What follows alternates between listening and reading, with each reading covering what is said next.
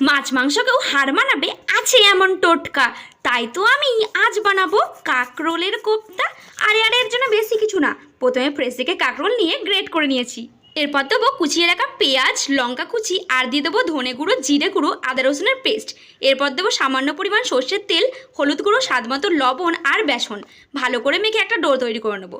এরপর কড়াইয়ে তেল দিয়ে তেলটা গরম হয়ে গেলে গোল গোল করে কোপ্তার আকারে ভেজে নেব। এইরকম কাকরোলের কোপ্তা দুপুরবেলার পাতে থাকলে সবাই বলবে আর একটু পাওয়া যাবে কি। দেখো বন্ধুরা, কাকরোলটা ভাজা হয়ে গেছে। এবার ওই তেলের মধ্যে শুকনো লঙ্কা, তেজপাতা, কালো জিরে, গোটা জিরে ফোড়ন দিয়ে দেবো পেঁয়াজ কুচি। এরপর টমেটো কুচি, স্বাদ মতো লবণ, আর দিয়ে দেবো আদা রসুনের পেস্ট। এরপর 1 মিনিট কষিয়ে নিয়ে হলুদ গুঁড়ো, জিরে গুঁড়ো, ধনে গুঁড়ো আর দিয়ে দেবো কাশ্মীরি লঙ্কা গুঁড়ো। কষানো হয়ে গেলে তেল ছেড়ে দিলে জল দিয়ে দেবো। জল ফুটে গেলে কোপ্তাগুলো দিয়ে দেবো। তারপর দিয়ে দেবো স্বাদ মতো চিনি।